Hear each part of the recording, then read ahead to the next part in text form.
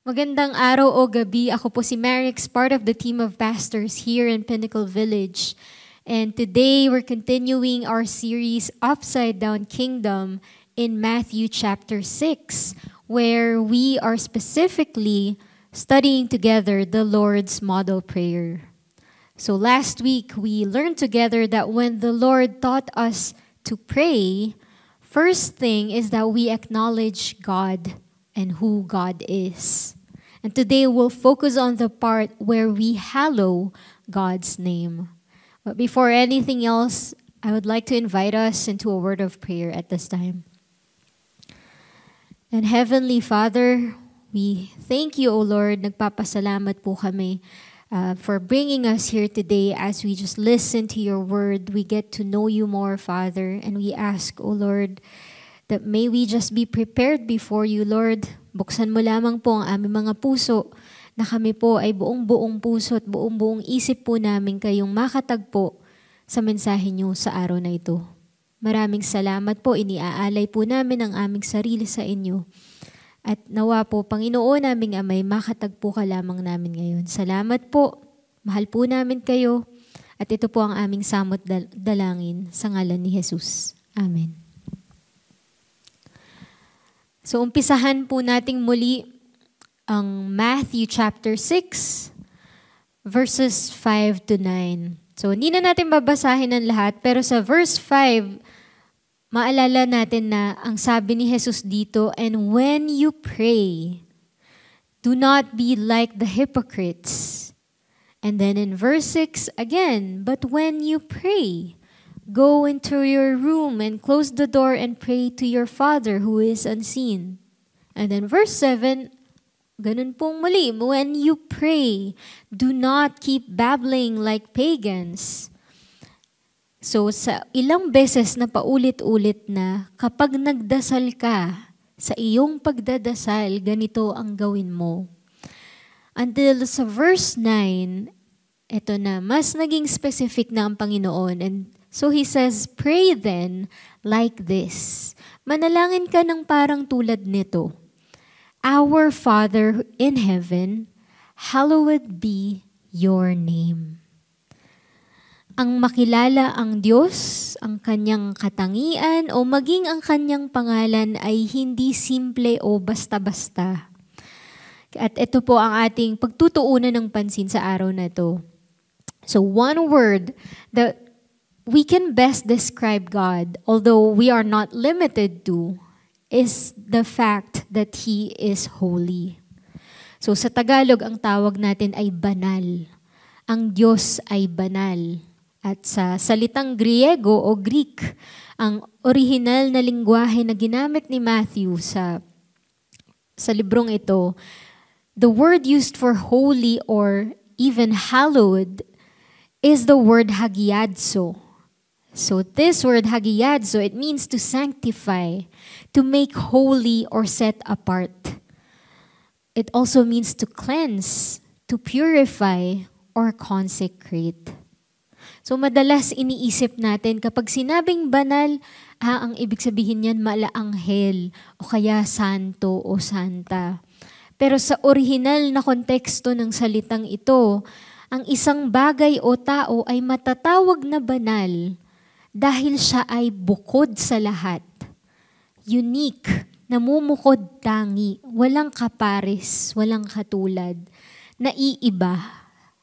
This person or this thing that is described as holy, our God who is described as holy, is different from all the gods and all the kings and even all the fathers.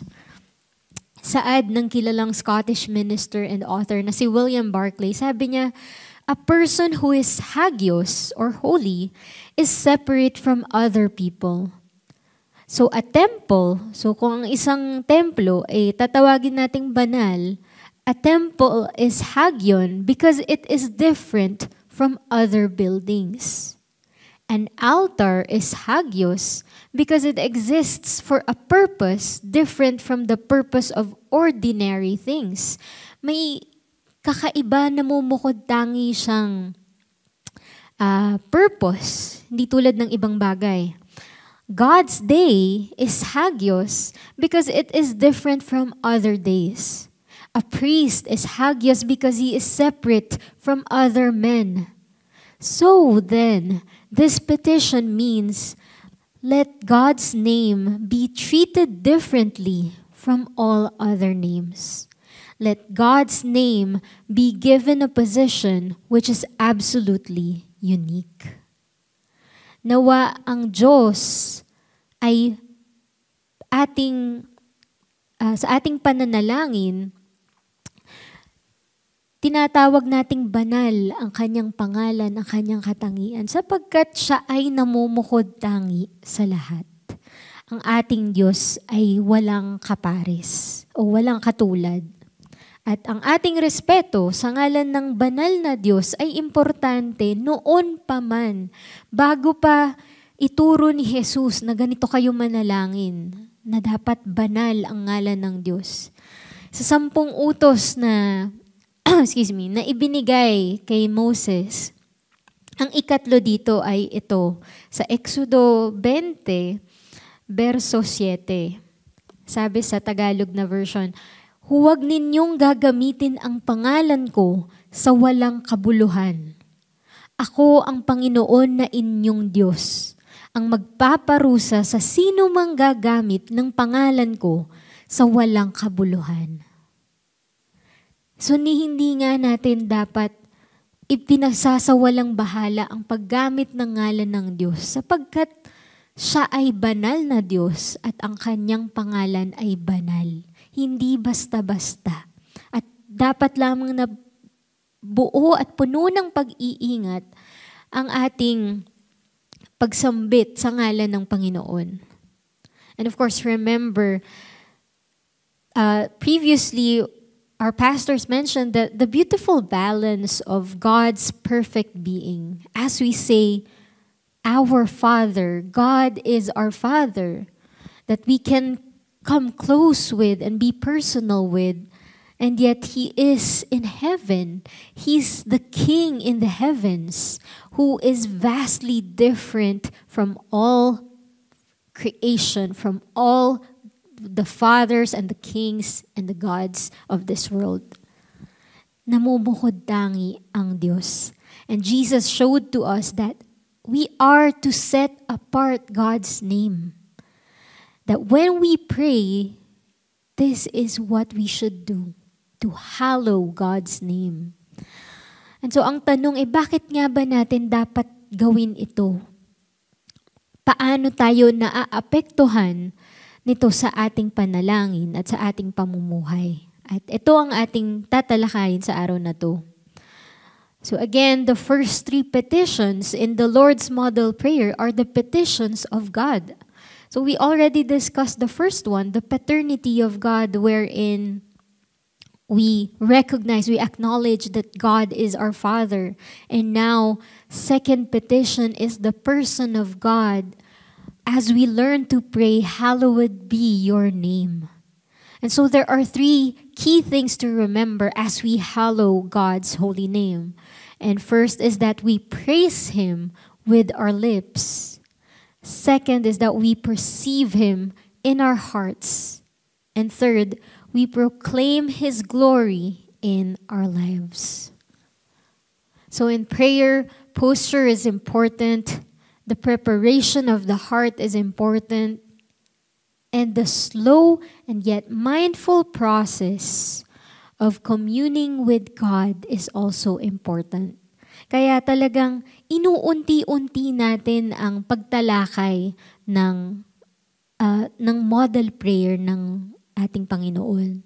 Kasi gusto talaga nating maunawaan paano ba tayo dapat makipag-ugnay sa ating Diyos. At unang-una na rito ay ang pagpuri gamit ang ating mga labi. We praise Him with our lips. So notice how every Sunday or even on a simple prayer night, we always start with praise and worship. We sing songs of admiring who God is, of thanking God for all that He is and all that He's done, and just worshiping Him for His glory and His majesty. So this is not just any tradition, but rather it's also a historical and biblical gesture towards God. As we see in Psalm 100 verse 4, sabi dito, enter His gates with thanksgiving and His courts with praise. Give thanks to Him and praise His name. Na sa tuwing tayo ay papasok sa presensya ng Diyos, we are to fill our lips with praise. But what is praise? Let's define praise according to the known man of prayer, Dick Eastman. So this is how he defined praise. Praise is the vocal adoration of God. And adoration is the act of rendering divine honor, esteem, and love. So itong adoration na ito, it's not just a thought or a feeling that we have, but it's something that can be heard from our lips. It is something audible. We can hear it. It should be heard. So kahit na minsan ang hirap gawin dahil may pinagdaraanan tayo, kung minsan may nagbabadyang na mawala ang ating trabaho, o ramdam natin wala tayong direksyon sa buhay, o dumadanas tayo ng pagkabigo, ng pagkamatay ng minamahal sa buhay, o may malubhang sakit. So, sa mga ganitong pagkakataon, ang hirap sumamba, ang hirap papurihan ang Diyos. And si David, hindi siya nauubusan ng salita para papurihan ng Diyos kahit anong pagdaanan niya. Kaya naman napakarami niyang salmo na naisulat, at sa mga salmo niya makikita natin doon na may paghihirap siya, pero ito na maya't maya pinupuri niya na ulit ang Diyos. So ibig sabihin, hindi imposible na anuman ang pagdaanan natin, kakayanin at kakayaning purihin ng Diyos. So tingnan natin ang isang example dito sa Psalm 59 verse 16. Sabi dito, "But I will sing of your strength. In the morning I will sing of your love. For you are my fortress, my refuge in times of trouble." So si David, kesyo bago siya maging hari, ilang beses siyang pinagtangkaan ng buhay ni Saul. Hanggang sa hari na siya, yung anak niya naman pinagtatangkaan din siya. Pero ito po siya eh. Makikita natin na aawit ako ng kalakasan mo, Panginoon. Kasi nakita ko, naranasan ko kung paano ka maging sandigan ng buhay ko.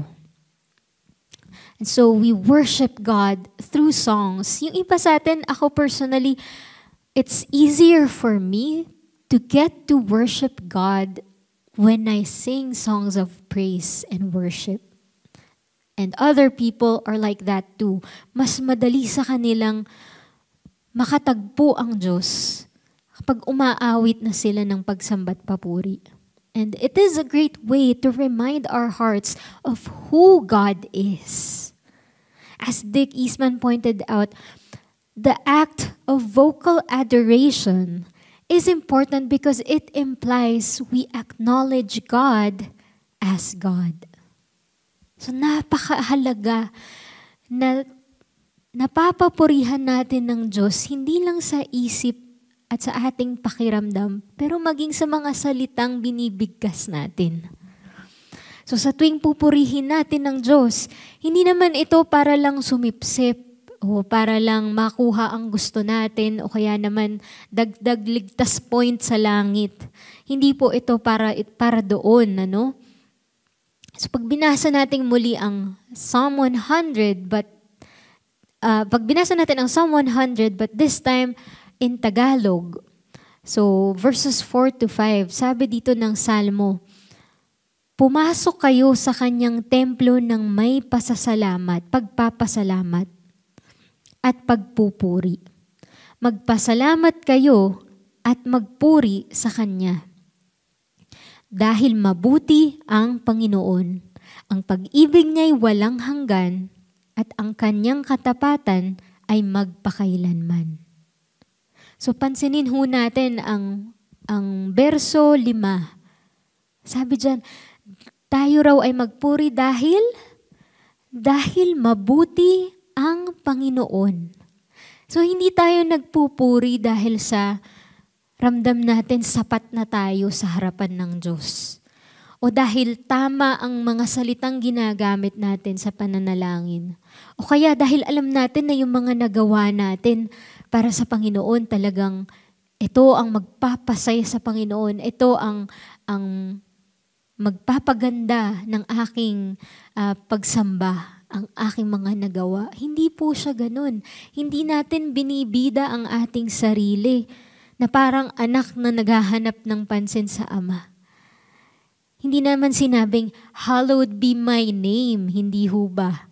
Ang sabi, Matthew 6:9, pray then like this, Our Father in heaven, hallowed be your name, not my name. Ang idinadakila natin dito, ang banal na Panginoon, ang ngalan niya, ang namumuhod tangi. God is holy, He is set apart, and that has nothing to do with me or you. It's all God. All the credit is for God alone. So when we pray, we praise God because of who He is. And we put our trust in Him because of all that He is. Sa kung paano natin siya nakikilala at nakikilala pa. And so every prayer is for God's glory. Ang bawat panalangin ay isang paanyaya sa atin na sambahin at purihin ang Diyos sapagkat siya ang Diyos na walang kaparis, hindi mapapantayan, hindi mahihigitan, at hindi nagbabago. Allow me to quote this American pastor-author, John MacArthur. Ito ang sabi niya, "The glory of God, the hallowing of His great name, is the foundation of all prayers. It is the ultimate end of all things. Every request, no matter what it is, must be subordinated to this one, be in harmony with this one, or in pursuit of this one. You cannot pray for anything unless the glory and honor of God is dominant in that prayer." So when you cherish the desire for God to be glorified and God to be honored, you will then ask only for those things which God will see as the means to that end. So to hallow God's name is to set the tone for our prayers. We praise and glorify God so that we can perceive Him in our hearts. And that is our second point, that as we hallow God's name, we perceive Him in our hearts. So if you've been reading the Bible, mapapansin ninyo maraming pangalan ang Diyos. Maraming tawag sa Kanya ang Kanyang mga tao, lalo na sa Old Testament. So God has been given so many names because of the different characteristics of God that His people has seen and has experienced. So tignan lang natin ang ilan sa mga naging pangalan ng Diyos sa Biblia. Adonai, Lord, Master. El Elyon, the God Most High. El Roi, the God who sees. El Shaddai, the God Almighty. Elohim, the Creator. Emmanuel, God with us. Jehovah o Yahweh, the existing one, when He said, I am who I am. Jehovah Jireh, the Lord will provide. Jehovah Nisi, the Lord our banner. And Jehovah Rapha, the Lord that heals. Napakarami pa ho nito at sa ating paglalakbay at pakikitungo sa Diyos, even though our circumstances might change, our problems will go from one kind to another, but God remains as He is. We just see different sides of Him every time. And so we get to see the God who heals. We get to see the God who provides. We get to see the God Almighty as we seek Him out in prayer throughout our lives. Tingnan natin ang kwento ni Martha ukol sa kanyang kapatid na si Lazarus. Sa John chapter 11, verses 17 onwards. So, on his arrival, Jesus found that Lazarus had already been in the tomb for 4 days. Now Bethany was less than 2 miles from Jerusalem, and many Jews had come to Martha and Mary to comfort them in the loss of their brother. And when Martha heard that Jesus was coming, she went out to meet him, but Mary stayed at home. And so verse 21, Lord, Martha said to Jesus, if you had been here, my brother would not have died. So kakaiba si Martha talaga, kung pamilyar tayo sa kwento ni Martha, talagang aktibo siya at hindi siya takot tanungin, questionin ang Diyos. At sa konteksto nito, noong sumulat si Martha at si Mary kay Jesus, buhay pa ho si Lazarus. May sakit pa siya. At pinaalam na nila kay Jesus na may sakit si Lazarus. Nasaan ka na? Kumbaga, pumunta ka rito. May sakit ang mahal mong kaibigan na si Lazarus. Pero ang Diyos naghintay pa ng 2 araw bago sila pumunta sa Bethany kung nasaan sila Lazarus. At dito na, pagdating nila sa Bethany, patay na si Lazarus. Kaya ang tanong ni Martha, kung nandito ka lang, siguro kung hindi ka pa nag-delay ng 2 days, baka hindi pa namatay ang kapatid ko. Baka buhay pa siya ngayon. At minsan inaakala natin ang Diyos kapag hindi siya sumasagot, kapag hindi natin siya marinig, hindi natin siya maramdaman, inaakala natin natutulog ba ang Diyos? Ika nga ng kanta. Pero eto, patuloy ni Martha sa verses 22 to 24. Sabi niya, but I know that even now, God will give you whatever you ask. And Jesus said to her, your brother will rise again. And Martha answered, I know he will rise again in the resurrection at the last day.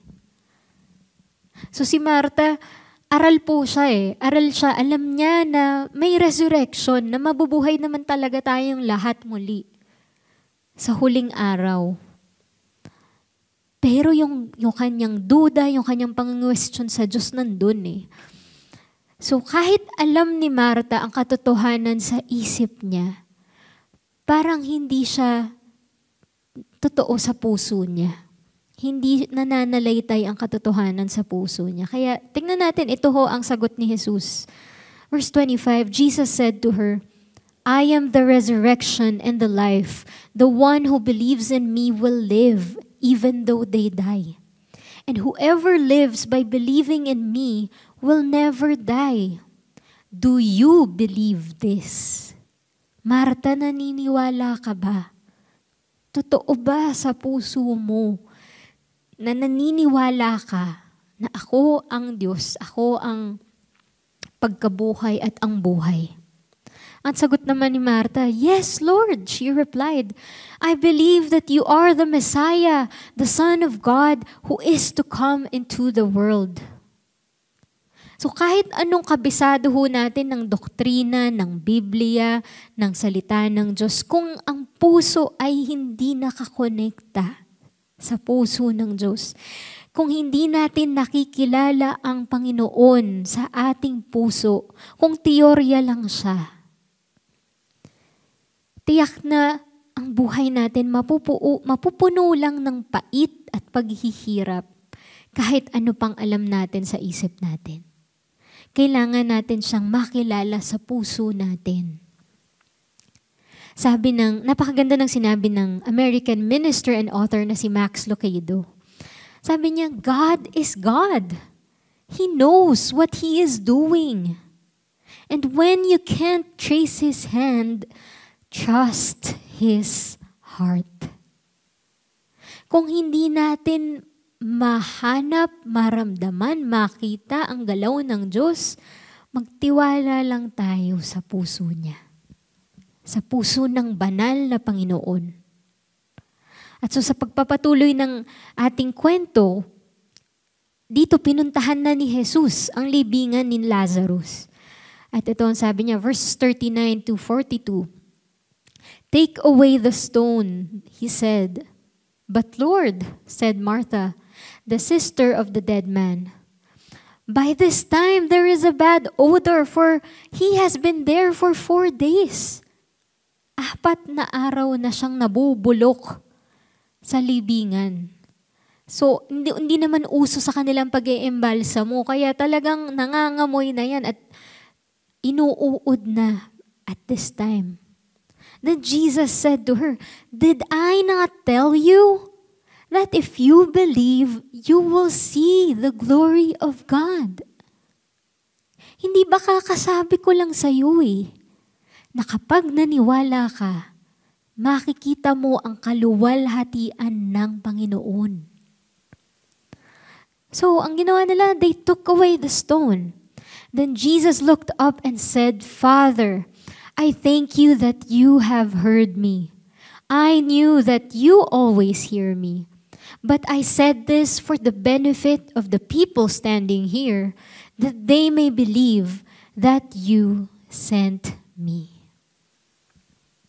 Kailangan ng puso natin totoong makilala ang Diyos. Hindi lang sa salita, hindi lang sa teorya, sa mga naiisip at nababasa natin. Iba yung totoo sa ating puso. Kailangan ang puso natin nakakonekta sa Diyos at pinipiling magtiwala sa Kanya ng paulit-ulit sa pananalangin at sa pananampalataya. Doon, tunay na makakatagpo natin siya. Again, He is our Father in heaven. So as we hallow His name, we'll see with our hearts that His name is holy. Banal ang Kanyang pangalan. His nature is holy. His character is holy. And yet, He still receives us who are imperfect and not anywhere near to His holiness. And He even helps us to see the God who is set apart, the God who is holy. Sabi ng Vatican na evangelist na si Dwight Lyman Moody, if our circumstances find us in God, we shall find God in all our circumstances. Na tayo, sa lahat ng ating ng pangyayari sa buhay natin, kung paulit-ulit nahahanap natin ng Diyos dito sapagkat tayo ay nasa Panginoon. So, to know about this person, Dwight Lyman Moody, so kilalanin natin ho siya. Bakit niya ba ito nasabi? So si Dwight Lyman Moody, ayan po ang kanyang litrato, isa siyang evangelist at siya rin ang founder ng Moody Bible Institute. So sa kanyang buhay, in his early years, so pinanganak siya sa Northfield, Massachusetts at lumaki siya sa kahirapan mula nang mamatay ang kanyang tatay sa edad na 4 na taong gulang.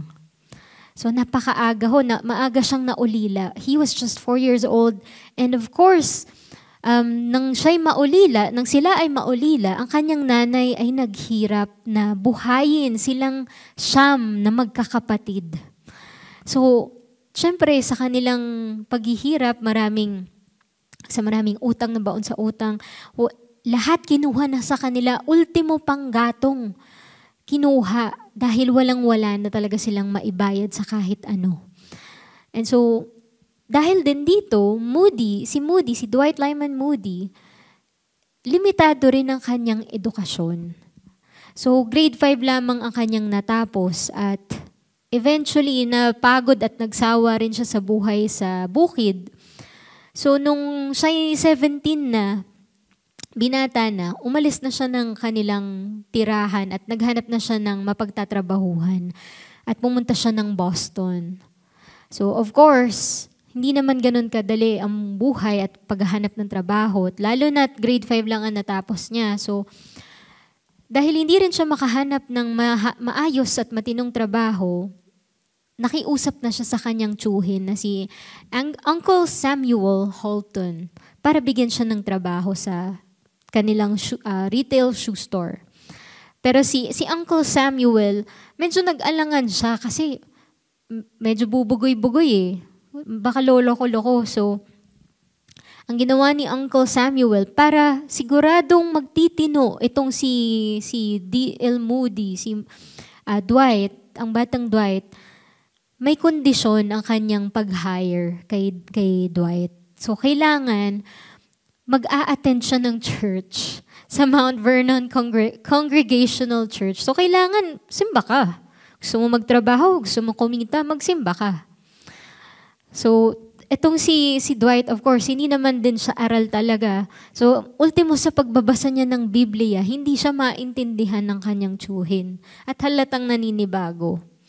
At of course, dahil nagsisimba siya, uma-attend din siya ng Sunday school. So, may isang pagkakataon na pinabuklat sa kanila ang Biblia sa Book of John in the New Testament. At ang binatang Dwight, nag-umpisa ho sa Genesis, sa pinakaumpisa ng Old Testament. So, napakalayo ho niyan compared sa New Testament kung nasaan ng John. At ang kanyang Sunday school teacher na si Edward Kimball, para hindi mapahiya si Dwight, napansin niya kasing isa-isa mo ba naman mula Genesis hanggang mahanap mo ang John. So, ang ginawa ng kanyang teacher na si Edward, nagbigay ng Bible kay Dwight at nakabukas na sa libro ng John. And eventually, this teacher, Edward Kimball, was the same person who led Dwight Moody into Christ in 1855. So, nung naipag-pray ni Edward Kimball si Dwight L. Moody, upon his conversion, ito ang sabi ni Dwight. Sabi niya, I remember the morning on which I came out of my room after I had first trusted Christ. I thought the old sun shone a good deal brighter than it ever had before. I thought that it was just smiling upon me. And as I walked out upon Boston Common and heard the birds singing in the trees, I thought they were all singing a song to me. Do you know, I fell in love with the birds. I had never cared for them before. It seemed to me that I was in love with all creation. I had not a bitter feeling against any man, and I was ready to take all men to my heart. So ang bubugoy-bugoy na si Dwight Lyman Moody, biglang may pagbabago sa puso. At tila parang ibang tao na siya kung paano niya tignan ang lahat ng bagay at ang lahat ng buhay. And so this is what the holiness of God can do. It changes us. And we can't help but be moved by His pure goodness. Yung awa at grasya ng Diyos, talagang inuusig tayong magbago. And of course, because no one else deserves our praises and our worship and our devotion but God, for He is holy. And this leads us to our last point. That when we hallow God's name, we are to proclaim His glory in our lives. So we cannot just praise God without living His purpose. Baga, puro salita lang pero kulang sa gawa. Kapag tayo ay nanawagan sa kabanalan ng Diyos, imposibleng hindi tayo mababago at hindi tayo mamumuhay na namumukod tangi ayon sa kanyang panawagan. He calls us to live as life set apart according to His glory. And we are set apart to live out His kingdom. Sabi nga sa 1 Corinthians chapter 10 verse 31, paalala ni Paul, so whether you eat or drink or whatever you do all to the glory of God. Kesyo sa pagkain mo o sa pag-inom mo, lahat yan gawin mo para sa kaluwalhatian ng Diyos. A set-apart life is a life of focus. Kasi lahat ng gagawin mo, alam mong para sa Panginoon, para sa kadakilaan niya, para sa kaluwalhatian niya. At ganun din ang ginawa ni D.L. Moody. Hindi lang siya natapos sa, okay, I'm converted now. I'm a true Christian. I love God. I love creation. I love all mankind. And then that's it. Hindi ho. Totoo ang kanyang eksperyensya sa kabanalan ng Diyos. Kaya naman siya rin, namuhay siya ng ayon sa kabanalan ng Diyos. So eventually ho, si D.L. Moody, he moved to Chicago, where initially, he focused on business, pero nang pagtagal, unti-unti siyang talagang naging involved sa ministeryo at sa mga gawain ng Diyos, ng kaharian. So, he started a Sunday school for poor children, which eventually grew into the Illinois Street Church, which later is called Moody Church. So ito hong Sunday school na ito, it's in one of the city's worst areas. Kasi talagang grabe ang dami ng mga impoverished, underprivileged children na alam mong walang-wala ang mga batang ito. Hindi talaga nila kayang mamuhay ng matiwasay at ang kanilang lipunan ay hindi rin sila matulungan.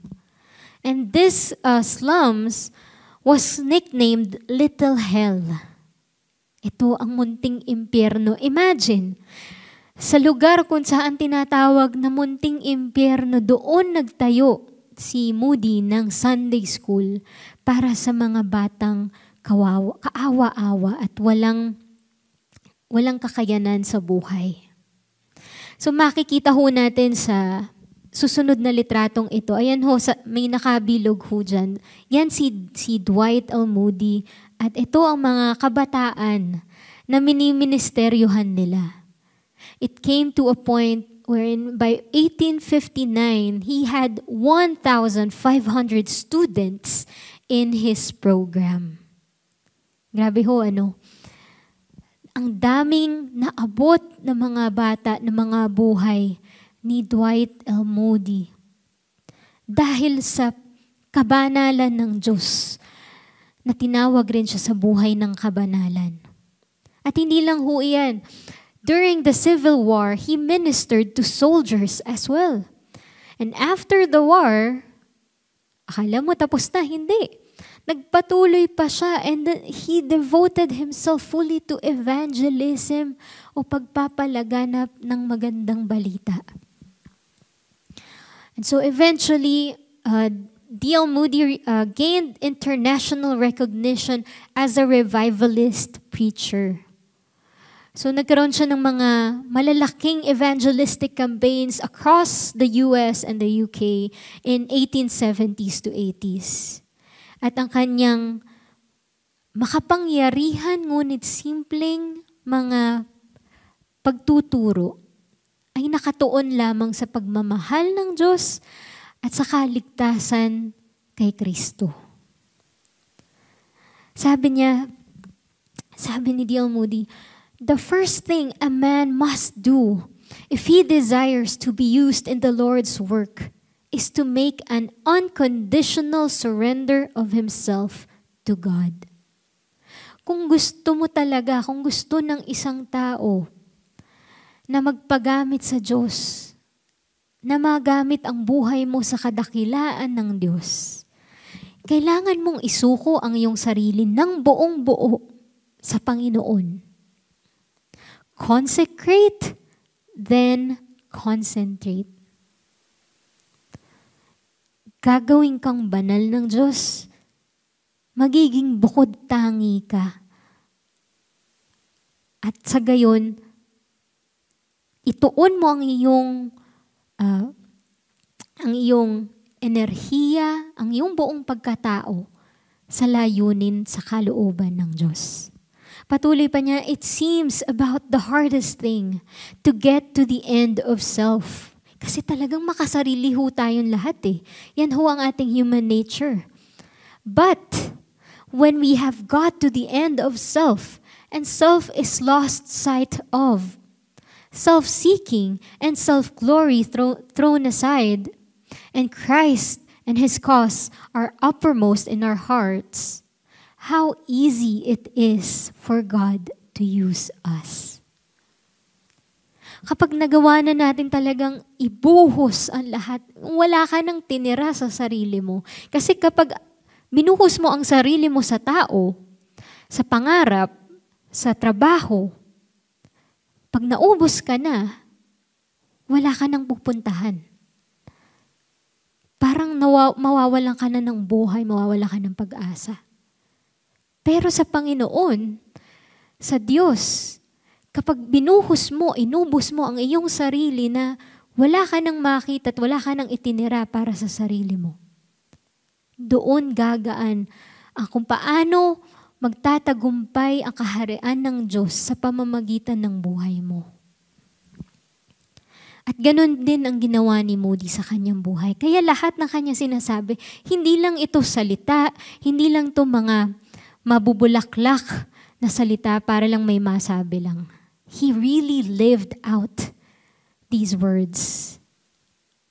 And he had his legacy. So he was able to establish Moody Bible Institute kung saan maraming na-train, nahasa na ilang henerasyon ng mga pinuno na Kristiyano at misyonaryo. So he founded 5 different educational institutions, all for the glory of God. The church, remember the church, the Moody Church, as of now, it continues as an influential evangelical church in Chicago. Hanggang ngayon po, kung kaya ninyong puntahan yun, puntahan ho ninyo at marami kayong matututunan sa buhay ni D.L. Moody. And his influence on evangelism inspired figures like Billy Sunday and later evangelists. Imagine, hindi lang yung mga batang tinulungan niya doon sa kanyang itinayong institusyon, hindi lang yung mga preachers na tinuruan sa Bible Institute, but ilan pang mga ebanghelista ang na-inspire niya. Because he chose to proclaim God's glory in his life. Eventually, he died on December 22, 1899, but his impact on global evangelism and Christian education remains significant until today. Ang kanyang buhay ay namumukod tangi dahil inilalay niya ang kanyang sarili sa isang bukod tanging Diyos.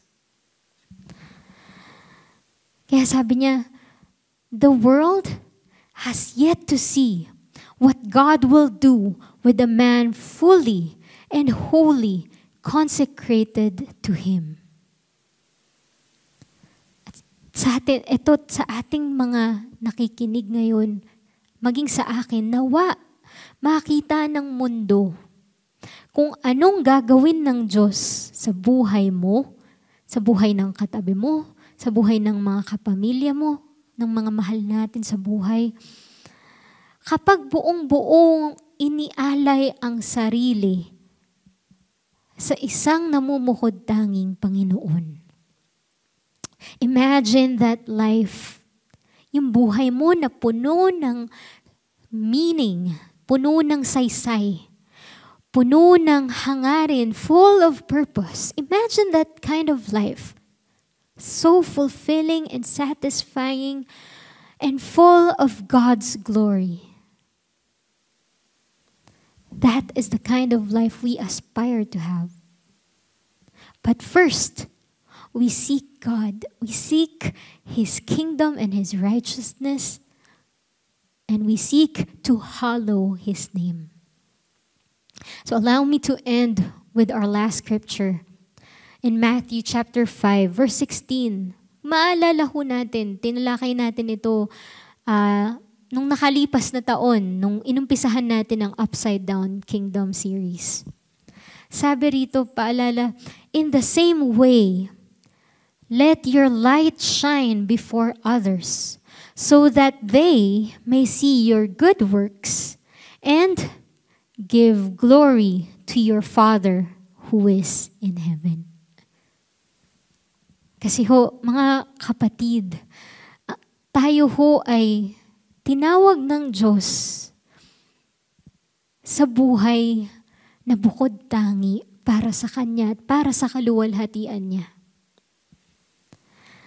Whether you're someone who's hearing this for the first time or you've known this your whole life, it is a fact that the Lord our God who is holy has called you specifically.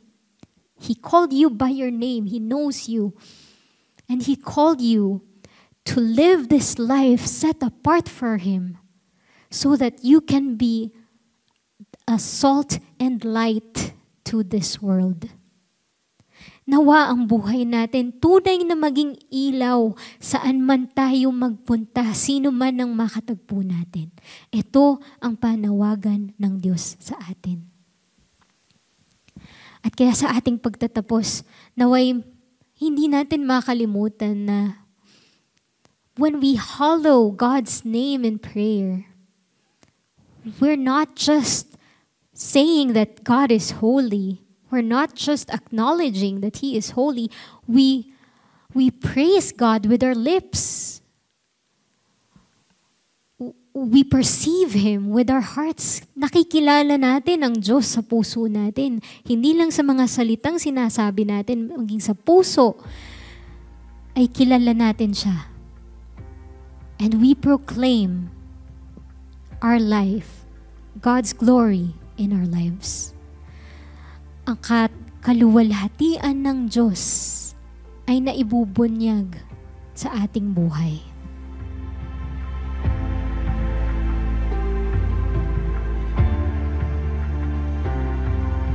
A thousand generations falling down in worship to sing the song of ages to the Lamb. And all who've gone before us, and all who will believe, will sing the song of ages to the Lamb. Your name is the highest, your name is the greatest, your name stands above them all. All thrones and dominions, all powers and positions, your name stands above them all.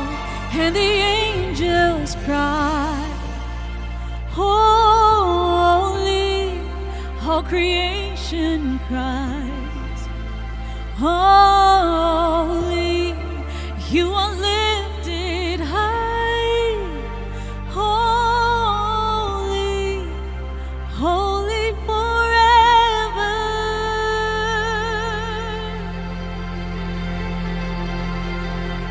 If you've been forgiven and if you've been redeemed, sing the song forever to the Lord. And if you walk in freedom and if you bear His name, sing the song forever to the Lord. We'll sing the song forever cry, holy. All creation cries, holy. You are lifted high, holy, holy forever.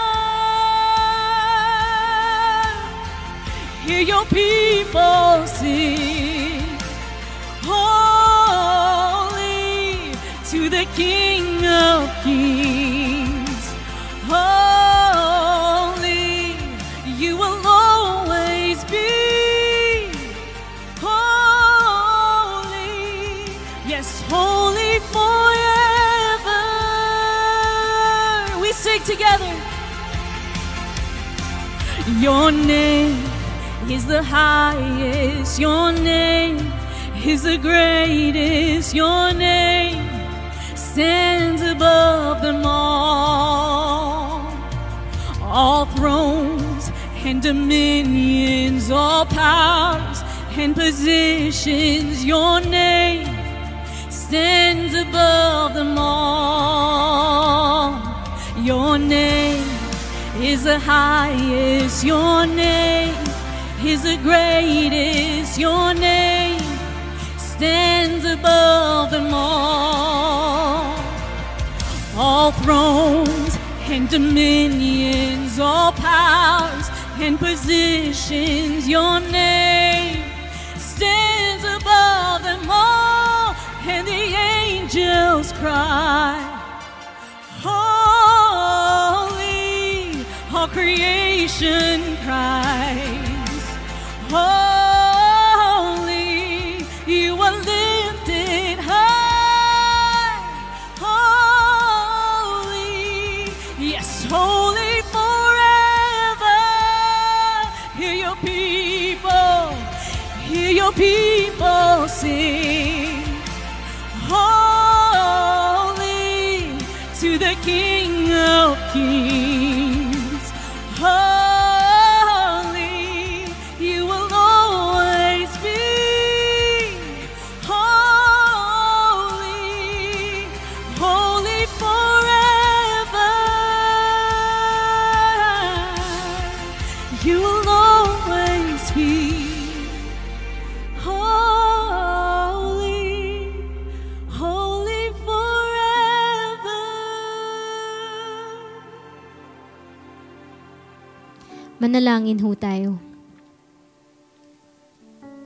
Aming Ama sa kalangitan, maraming salamat po, O Diyos. At sa pagkakataon na to, kami po ay lubos na natututong kung sino ka talaga sa aming buhay, ang banal na Diyos na namumukod tangi.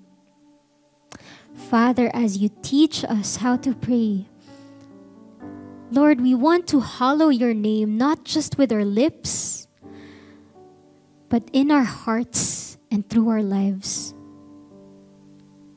Father, we may not know you fully, and we may spend our whole lifetime knowing you, understanding who you are, Lord. And Father, we'll never run out of ways to know you. You are God who is holy and set apart. Salamat po, Panginoon aming Ama, Father, for this opportunity to know who you really are, to remember your holiness that has called us to a life of holiness, a life that is set apart. That, Father, you called us to be different. Salamat po, Panginoon aming Ama. Father, we thank you, Lord, that no matter where we are in this life, no matter our background, no matter what we've done, no matter our shortcomings, Father, you love us and you've accepted us fully according to your grace. Not by our merit, but by your grace. Salamat po, Panginoon naming Ama. And Father, we just want to dedicate our lives to you. For those of us that it's our first time to really surrender and dedicate our lives, let's just give it all up to the Lord at this time. Father, as we hallow your name, as we make your name abound in our lips, as holy as you are, Father, help us to surrender to you fully, O Lord. Help us to consecrate our lives before you. And for us who have known this all our lives for quite some time now, Father, we rededicate our lives to you. We resurrender again and again our lives to you, that we may concentrate on the life that you are calling us, a life that is set apart for your glory. Salamat po, Panginoon naming Ama. And Father, we lift up to you, O Lord, as we just continually journey as you teach us how to pray, learning how to commune with you, our Father in heaven, who is hallowed by his name. Father, we thank you, and we look forward to journeying with you all throughout the rest of our series, The Upside Down Kingdom. And Father, we also humbly give to you our tithes and offerings. Salamat, Panginoon Ama, for you are our God provider. You are the one who has gave us so that we can give back to you. Salamat po, Panginoon. And Father, we thank you for each and every person listening right now in their homes, in their schools, in their offices, wherever they are. Father, may they know you. May they hallow your name. And may they live a life set apart for your glory. Salamat po, Father. We thank you and we bless your name. And this is our prayer. In the mighty name of Jesus Christ we pray. Amen.